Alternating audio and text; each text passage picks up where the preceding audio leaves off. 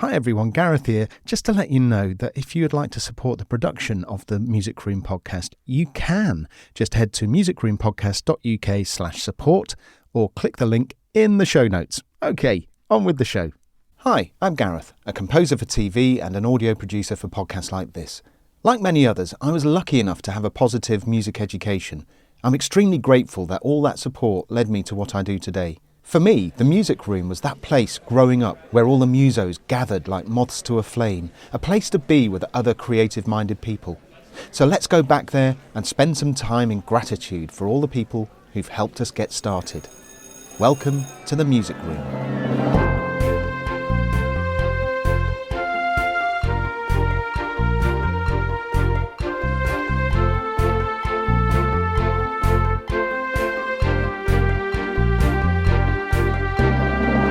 This week in the music room. I used to get up at like 6 o'clock and have a cup of coffee, come straight up here and do 2 or 3 hours of non-judgment writing, where you just allow everything to just go, don't think about it, just let it all hang out. Hello and welcome to The Music Room, the show where I chat with professional composers, songwriters and musicians to find out who and what inspired them in their formative years. My fabulous guests have, apart from being fabulous, left an item and a piece of advice for others to find in the music room. So far the items that have been left are a tape recorder, the Charlie Parker Omnibook and a microphone. If you're not sure what an Omnibook is, I encourage you to go back and listen to the chat I had with Daisy Cool. Very interesting chat, that. In this episode, you're going to hear from composer, songwriter and musician Charlotte Hatherley, who broke onto the British music scene in the 90s with guitar bands Night Nurse and Ash. But first, we have a music story.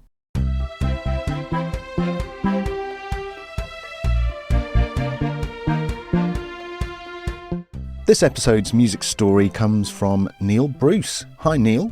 Music was something I knew I wanted to do from a very young age. I started playing in my school guitar group around age 5 and was also fascinated by synths as a child of the 80s. At every opportunity I was keen to learn or do something musical. Having said that, I had an extreme musical education. Intriguing. On the one hand, I had the most amazing, inspirational, encouraging teachers, and on the other, both an abusive, both physically and mentally, narcissist private teacher and another school music teacher who, rather than encourage and teach, decided to spend their efforts with a couple of naturally gifted musicians and to hell with the rest of us. To quote his words in a school report, Neil will never do anything with music and should give up now. Well, it sounds like that teacher should never have gone into teaching in the first place. Both of these teachers knocked not only my enthusiasm for a subject I loved, but also my confidence in many aspects of life. So many times I nearly gave up, but my enjoyment of tinkering with both my guitar and later a synth kept me going. Around this time I also discovered the joys of recording and live sounds. I persevered, but my formal music education was not very consistent, not taking grades at the relevant times, etc. Luckily, a new teacher came to our school. That's Foley's Grammar and Junior School in Cyprus, and she was amazing. Helen Drury was the one teacher who changed my perspective and also changed the course of my life.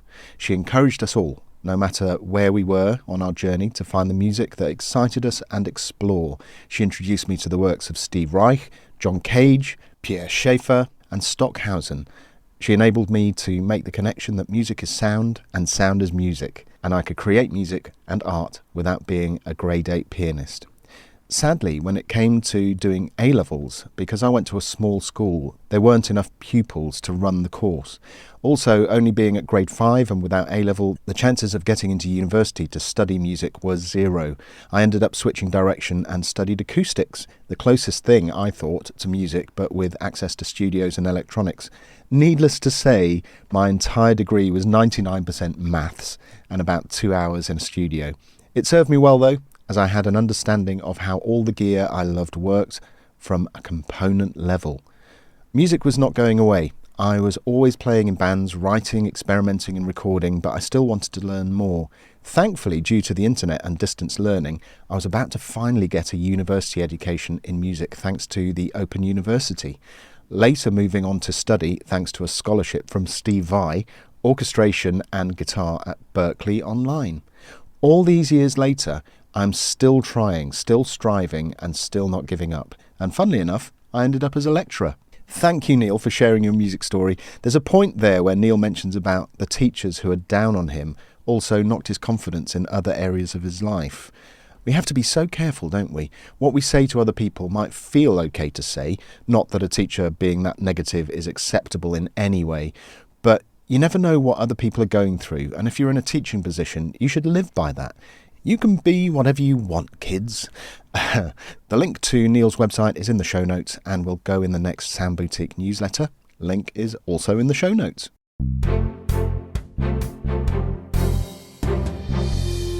Charlotte Hatherley's music career began at the age of 15 when she joined British punk band Night Nurse.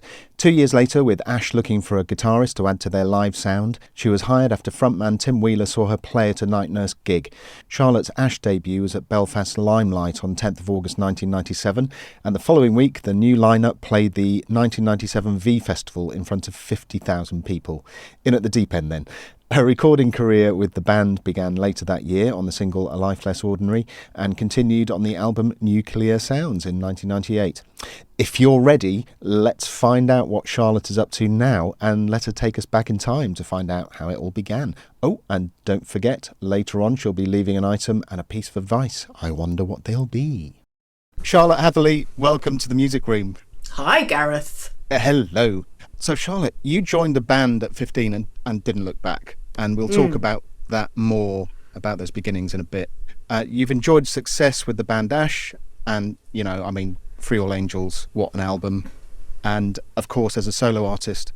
But to kick things off, I'm interested in how you go from the big guitar style of 2004's Grey Will Fade to 2018's True Love with all its ethereal, synthy goodness. Well, I suppose Grey Will Fade was in 2004, and my musical education up to that point, how old was I, 24, was really alternative rock. So when I joined a band at 15, I was obviously super young, and those other members of the band were probably in their late 20s, which at the time, they felt ancient.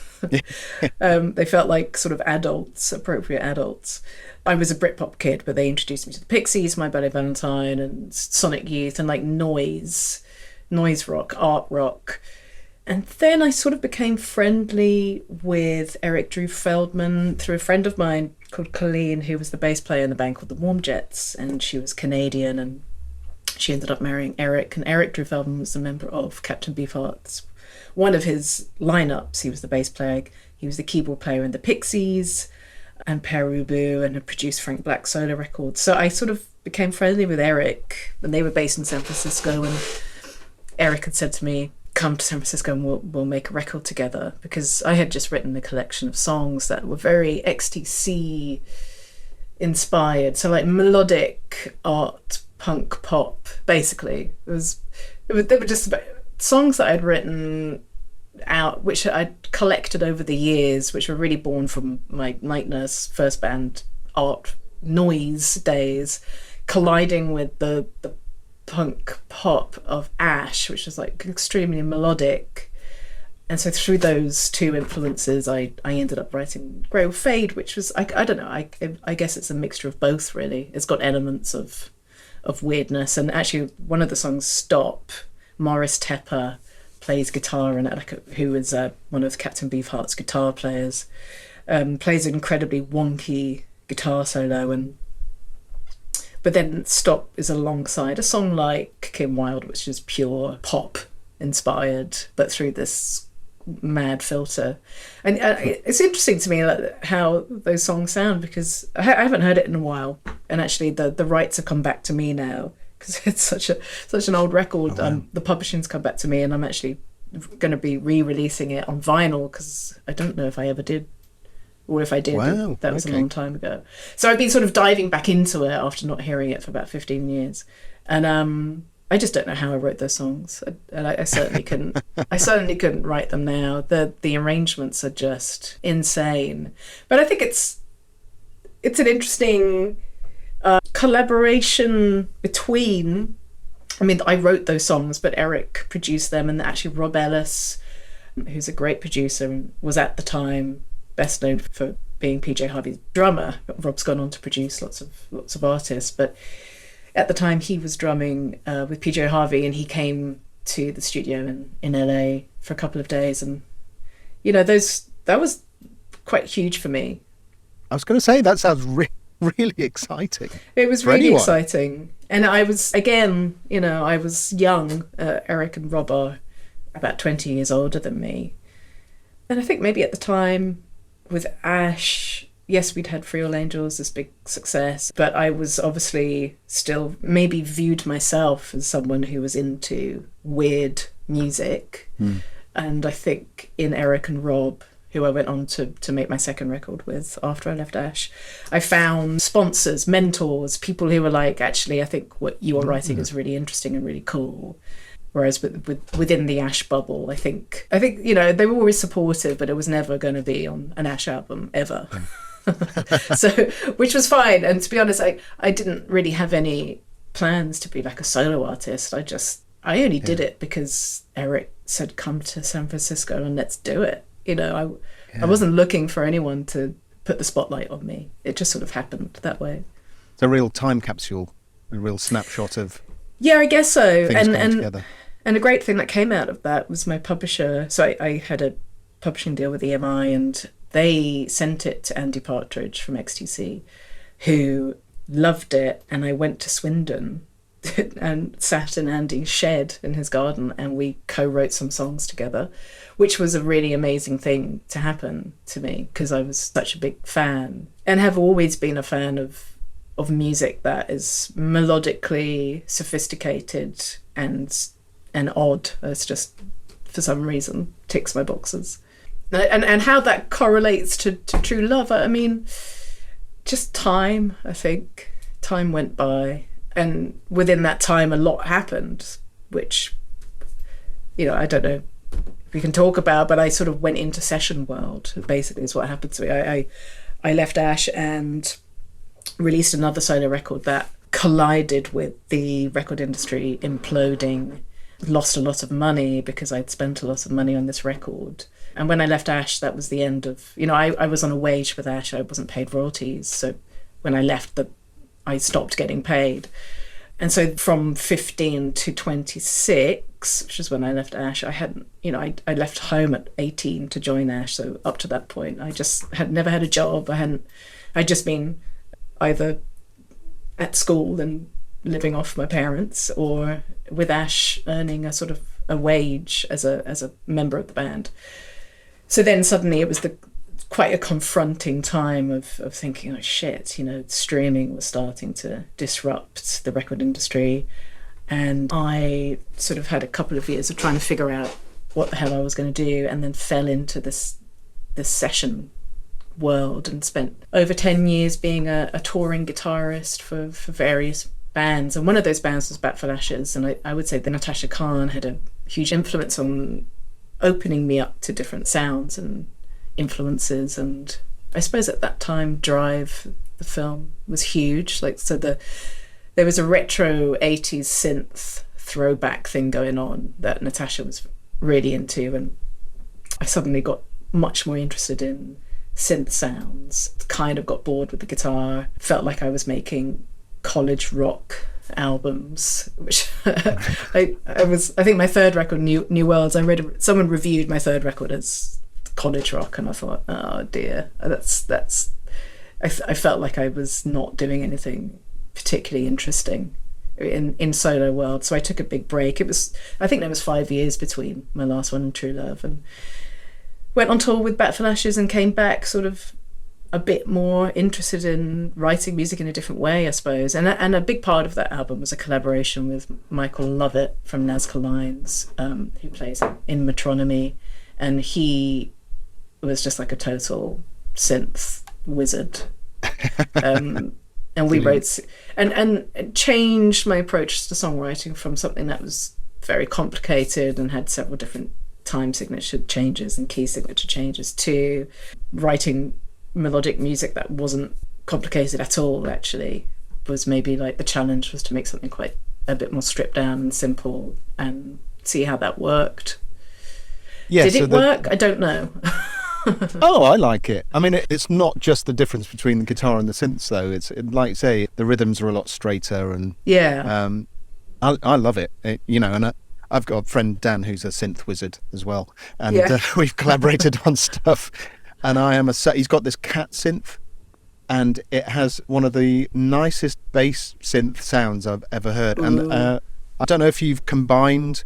There's a kind of a bass line with a synth or what, but on certainly on Night Vision and Yeah. what's the other one? Accident of Love. Yeah, yeah. Oh, Accident of Love is wonderful. so much fun. I have to give Max Tundra a lot of credit for that, because that's his mental bass programming on that, which I did. I mean, I only did one gig for that album, which is ridiculous, but my bass player did actually play that bass line.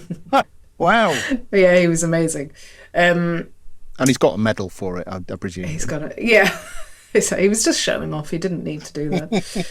But the drumming on that is amazing. That's Alex Thomas drumming on that. Yeah, I kind of wanted a sort of real, like, modern love David Bowie drum vibe on that. And funnily enough, years and years ago, because I had a song called Kim Wilde on Grey Will Fade, I became friendly with Kim Wilde, and we did a cover version of Kids in America together. And I did a guitar solo on it, and I sang a verse, I think. It's such a long time ago, I can't really remember. But anyway, she messaged me saying, I've pitched Accident of Love to Bananarama to cover, which she was like, it's the perfect song, when they had their comeback, which would have been amazing, obviously. It didn't happen. But yeah, it is a great tune. Yeah, it's a funny album. Bananarama with Bowie drums and insane synth bass. Yeah, exactly. That's an interesting mix. Exactly.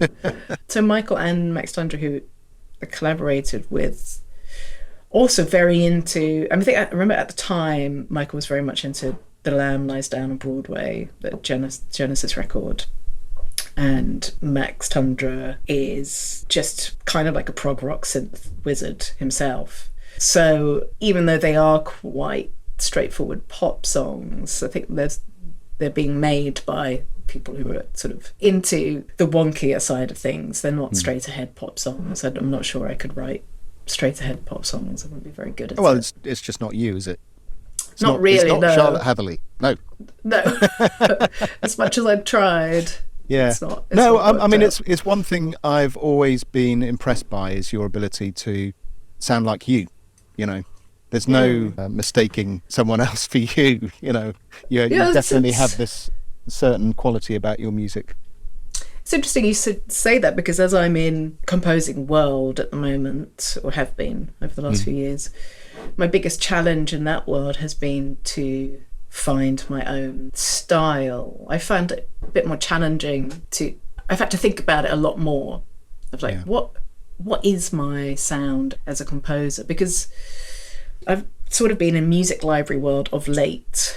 I've written or contributed to several albums over the years, and a lot of that stuff is really just me learning how to make the sounds sound good, or writing a Scandi Noir track for a Scandi Noir album, or a dramedy. And when I listen to those tracks, I don't hear Charlotte sound. I hear someone who just has taken influence from another composer, you know? Yeah. So at the moment I'm kind of like really intrigued by people like Christabel, who did the White Lotus soundtrack, of like, within seconds I can tell it's him.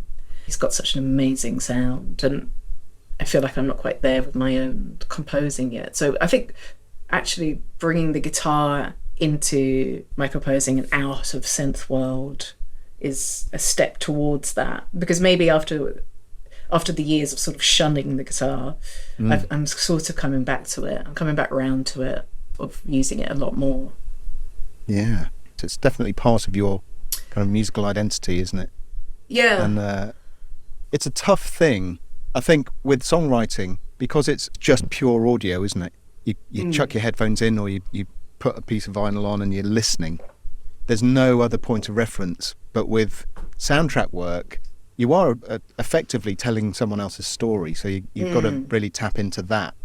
And I think it's a bigger ask, isn't it, to try and bring your own sound to that, and tell the story effectively as well. It's a bit of a juggling act. Yeah, it's definitely a juggling act. And also like working with temp tracks, and like I just pitched for something recently where the producer basically gave me a couple of cues and was like, we really like the temp, can you just do the temp? And I found that very difficult to do without it sounding like a total rip-off. I was like, how am I going to do this without it sounding like an impersonation? It's a little bit soul-destroying as well, isn't it? It's, make it sound as close as you can without getting sued.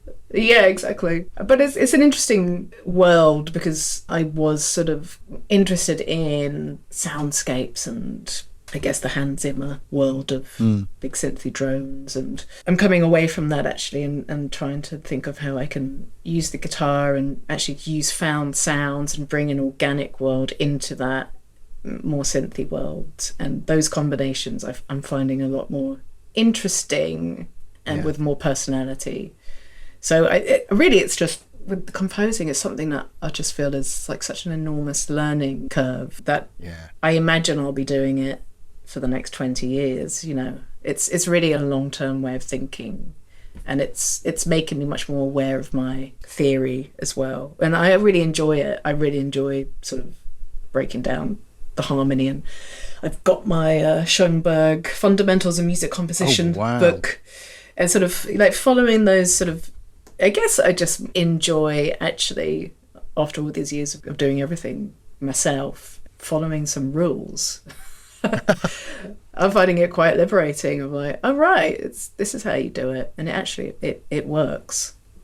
Like a bit more of a solid grounding in theory, and finally sort of getting my head around the modes and stuff that I think when I was a teenager and I had guitar lessons, I started to switch off. Now I'm thinking I should have paid more attention to that stuff.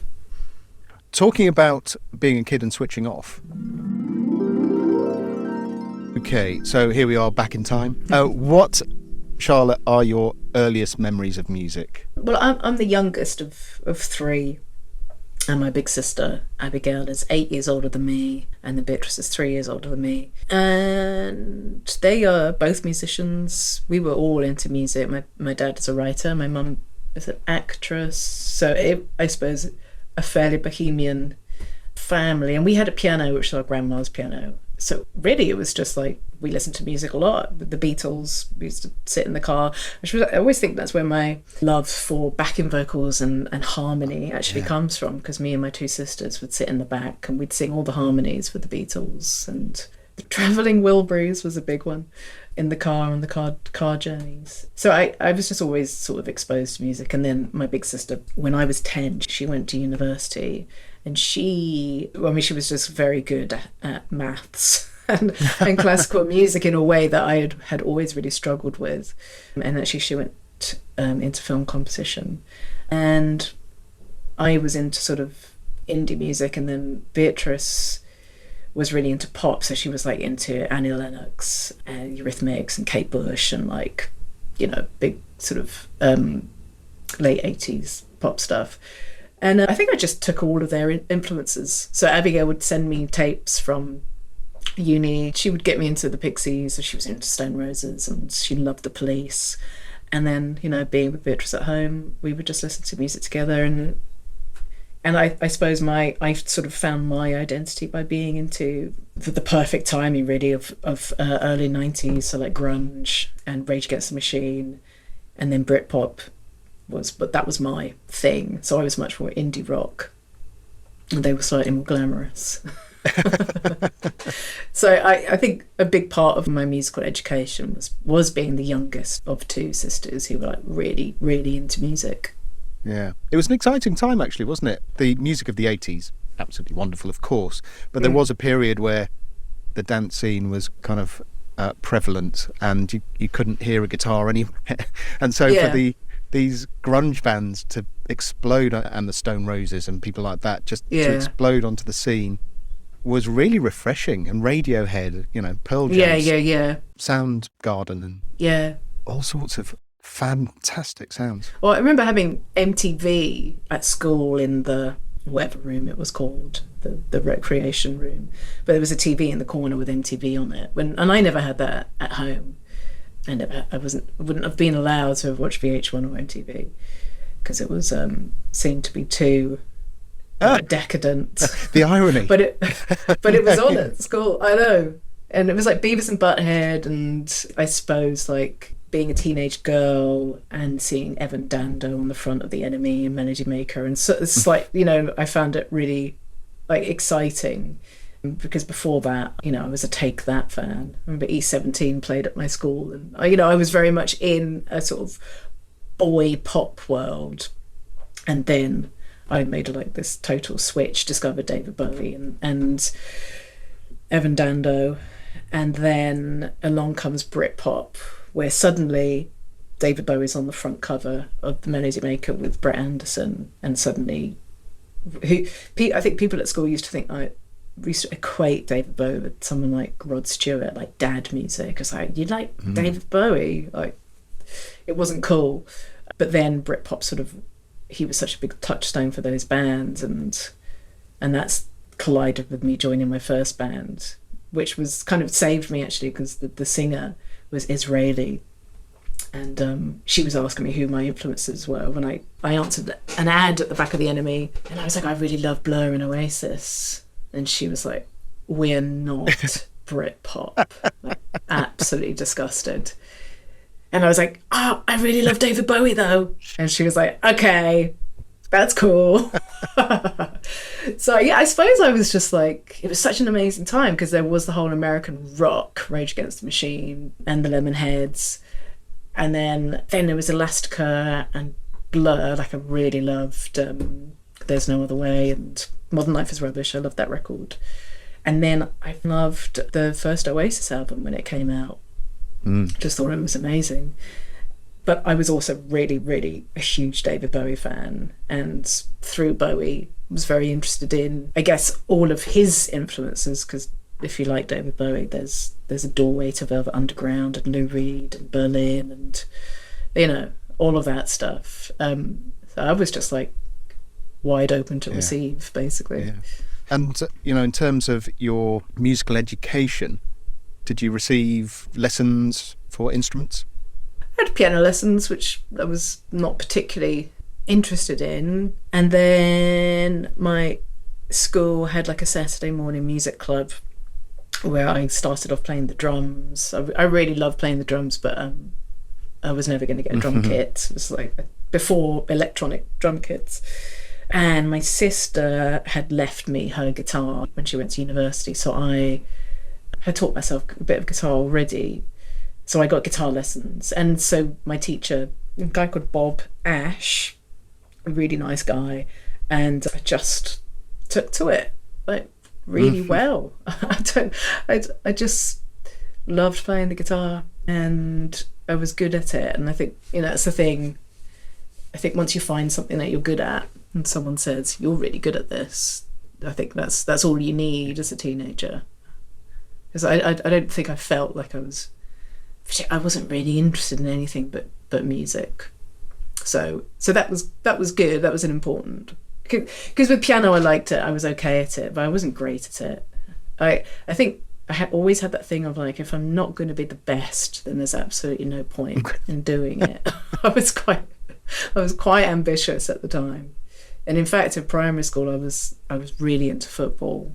I was the only girl on the boys' team and captain of the girls' team, and I remember going to secondary school and sort of signing up to my first year, signing up to football, and the first class realising, oh my God, actually I'm not very good at this, and these girls are better than me, and I immediately quit because I just thought I need to find the thing that I'm really good at. So the guitar for me it just fit, and it was a great time to be in London because the music scene was exploding. But as far as education goes, I did music A-level. There was only 3 of us in the class, but by that point I was already in the band and I was already playing gigs, and I didn't find it particularly inspiring to be doing music A-level. I had a good teacher, and I remember we went to see The Rite of Spring at the Royal Albert Hall as part of an A-level music trip, and I remember that really blowing my mind. Actually,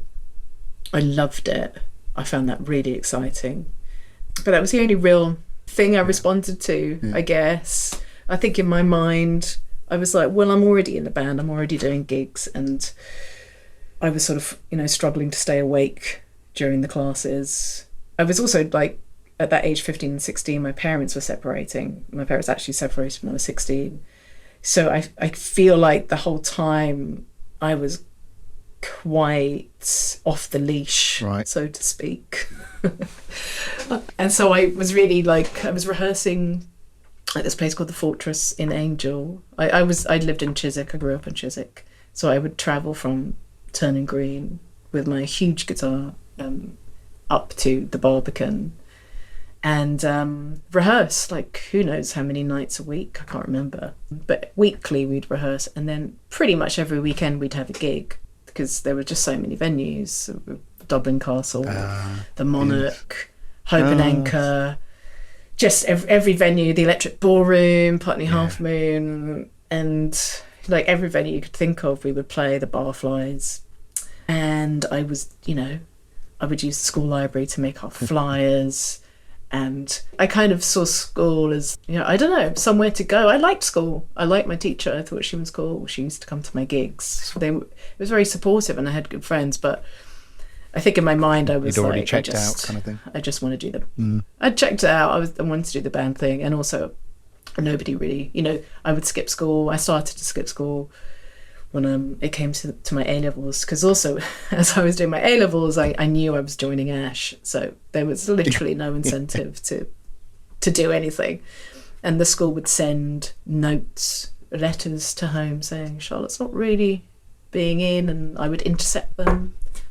I just didn't care. Nobody really, I scraped through my A-levels. I got a good mark. I was predicted to fail my music A-level. I was predicted an E, but in the end I got a C, and I got an unconditional offer to study contemporary music. I can't even, maybe at Westminster somewhere. There was a university, so I got an offer purely based on the fact that I had, at that time, signed a record deal with the band I was with, Night Nurse. We signed a deal with Better Records, who were at a branch of Creation, and they said, yeah, sure, it doesn't matter if you've got predicted E, come and study.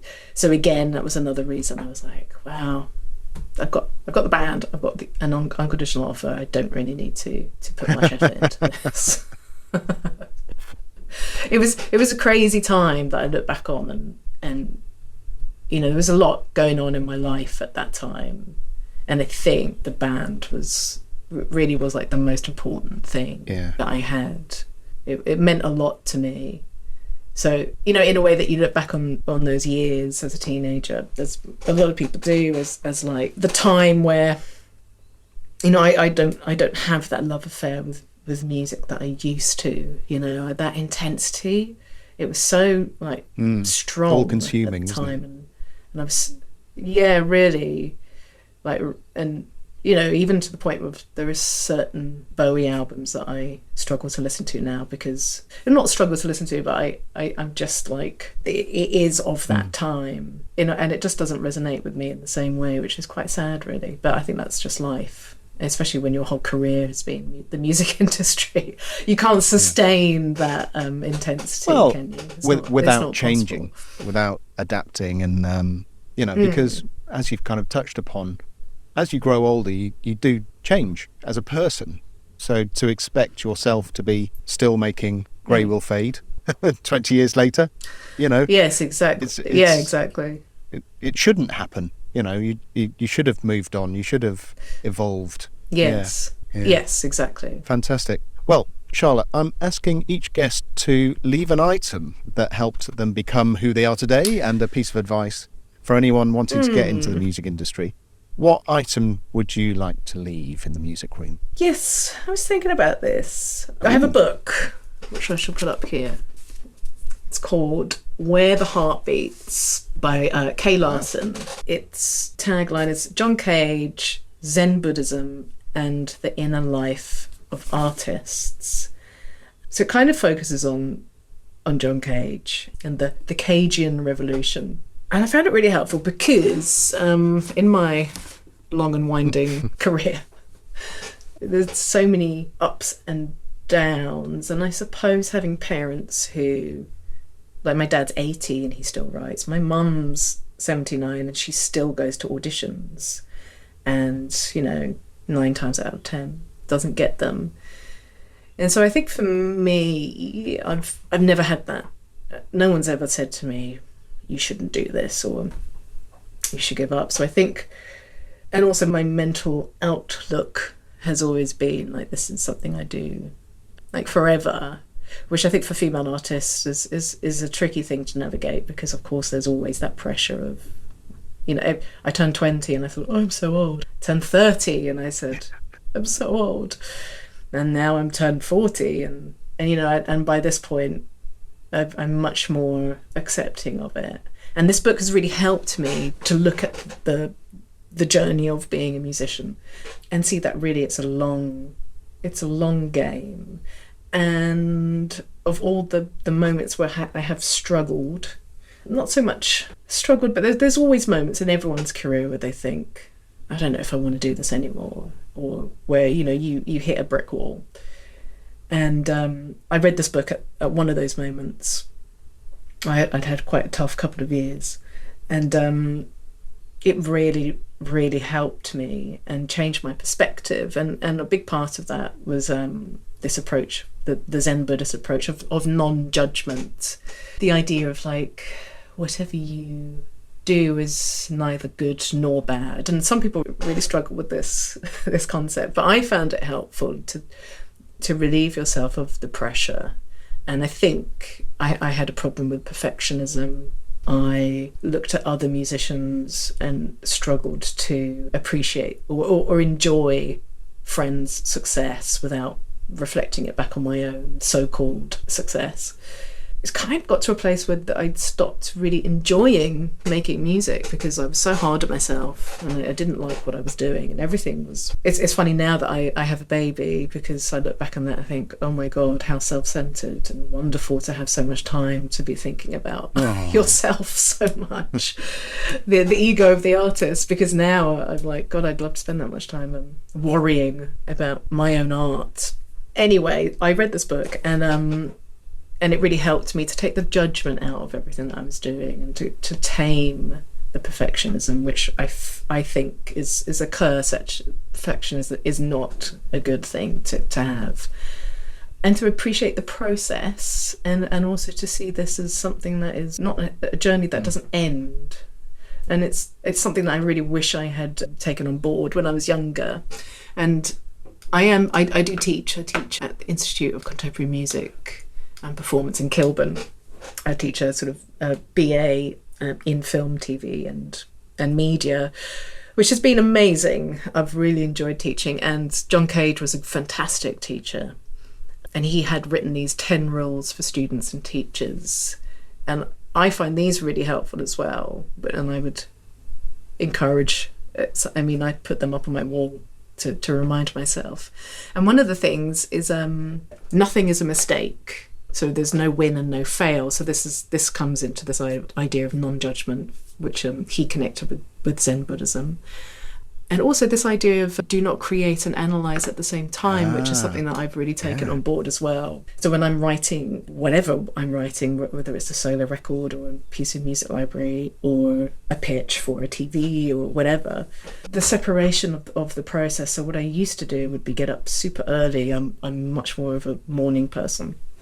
For some people, the productive time is late at night. But for me, I used to get up at like 6 o'clock, have a cup of coffee and come straight up here and do 2 or 3 hours of non-judgment writing, where you just allow everything to just go, boom, don't think about it, just let it all hang out, and then have a break and then come back to it later. And then with a different frame of mind, maybe a different time of day, where you're maybe a bit more alert and not in that sort of foggy creative time, analyze it, edit it, and arrange it. And so I try not to do everything at once. And so separating those two different processes, I have found like immensely helpful, and to take the creative time for what it is, and just, I see that in my students. Sometimes they only have 2 hours to get something together, And the idea is that they'll have a sketch, essentially, is what they have. And then everyone presents it as, oh, it's not very good, or, oh, I hate it, or no, actually, I don't have anything to play you because I threw it in the bin. You know, and I also have a friend who's been writing a solo album for a very long time, and I asked him how it was going. He said, I've deleted it all. You know, we all have these moments of madness where we listen to what we've done and we say, oh my God, this is just awful. So anyway, I try to hammer home this point of like, even if you do something terrible, it's okay. And to remove any sort of judgment from that creative time and just allow it to be. And ultimately, who cares? Yeah. I think is the message of like, it doesn't matter if you've done something terrible or not. It can act as a signpost, can't it? There's always something good in it. Exactly. There's always something. Yeah. You can always find something good in what you've done. Always. Nothing's ever wasted. Yes, and I actually like that in terms of like composing, because I like the way it's broken down into time, where if I was writing a song, I'd be like, okay, well, I got a verse and a chorus down, or sometimes even a verse would be enough.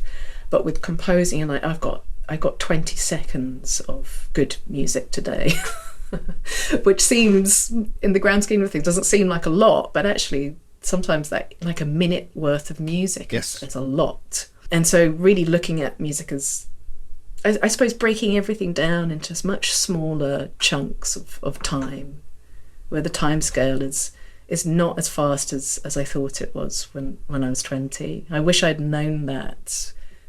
And I try to encourage younger musicians or younger students to take a 10-year overview, or even to say, you know, it could take you 10, 15, 20 years to get where you want to be. And nobody wants to hear that when they're 18.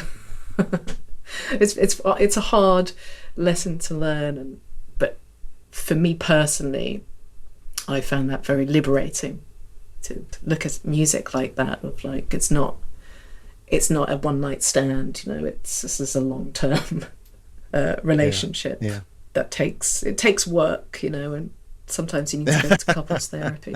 And sometimes you've got to walk away and leave it alone for a bit. Yes. I think it's vital to gain some clarity and perspective and to come back. You know, even if it's overnight, or leave it a week, leave it a month, you know, whatever it needs to be. I saw Christian Henson. This is the other thing, in this age of like YouTube. God, I can't imagine how it would have changed me if. So I've been following Christian Henson's, who was the part of Spitfire Audio, and he does these incredibly helpful YouTube videos on all sorts of things, but, you know, specifically being a media composer. And also Rick Beato, his tutorials have been amazing. But Christian Henson just did a video, which I watched yesterday actually, of like how not to give up. And one of his pieces of advice was take a hiatus, which I think you're right. Sometimes it's okay to just step away, which I find hard to do at the moment because I've got a 20-month-old baby. My time is so limited that I actually feel incredibly guilty when I'm not working on something. Just to sit down for an hour to do whatever I want feels quite paralysing, actually, because I don't know what I want to do. I should be working. You know, there's always some project going on. So yeah, I think it's good to sort of bear that in mind, of actually sometimes you do need a little break for your mental Absolutely health. So would that be your piece of advice that you'd like to leave, or do you have another specific piece of advice there? There was several bits of advice on that. I tried to boil it down into one thing. I suppose my piece of advice would be, like, essentially it's to think in a long-term way, and to try very hard not to see. I see it with friends who, during the COVID period, I've had friends who've had to put their albums on hold, or a whole marketing plan down the drain, or a whole 2 years of touring completely written off. And in the moment, of course, it's devastating, actually.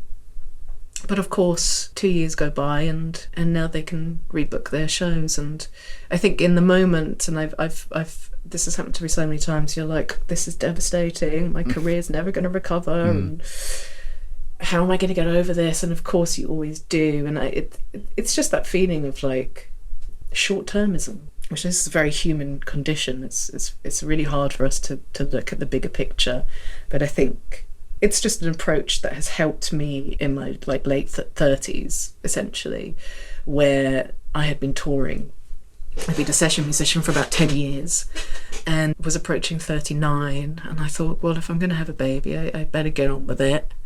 And that's the first time I've ever had to think ahead, ever. I've always just been very much in the moment with I had no plan really.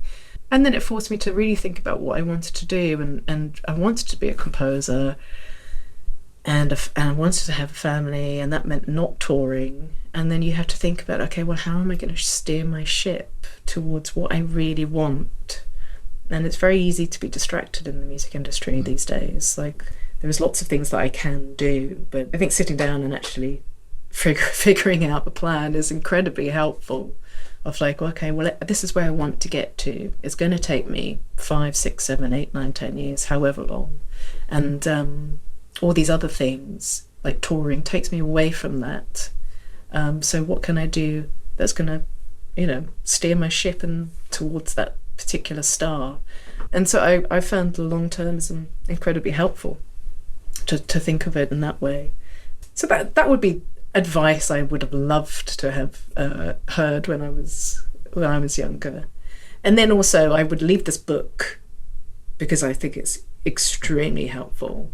A Zen Buddhist approach to your artistic process, I think, would be helpful for everybody. Fantastic. Those two things, your item and your advice, going in the music room for others to find along the way, it might help them. You never know. You never know. But for now, Charlotte Hatherley, thanks so much for joining me in the music room. Thank you, Gareth.